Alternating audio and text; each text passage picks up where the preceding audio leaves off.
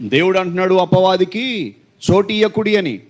కానీ కయ్యను తన జీవితంలో అపవాదికి చోటిచ్చినందుకు, ప్రియమైన దేవుని బిడ్డలారా, అపవాది చెప్పినట్లుగా చేశాడు, సాతానుడు చెప్పినట్లుగా జీవించాడు, సాతానుడు చెప్పినట్టుగా దేవునికి ఆయస్కరమైన కార్యాలు చేశాడు. అందువలన తన జీవితంలో శాపమే మిగిలింది.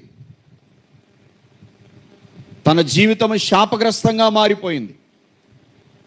ఈరోజు చాలామంది దేవుణ్ణి నమ్ముకున్న వారు పేరుకే దేవుణ్ణి నమ్ముకొని అన్ని సాతాన సంబంధమైన కార్యకలాపాలు చేస్తూ, దేవునికి ఆయస్కరమైనటువంటి పనులు చేస్తూ, అపవాదికి చోటిచ్చి, సాతానుడికి వాళ్ళ జీవితాలు అవకాశం ఇచ్చి ఎన్నో భయంకరమైన శాపగ్రస్తమైన పరిస్థితులు అనుభవిస్తూ ఉన్నారు.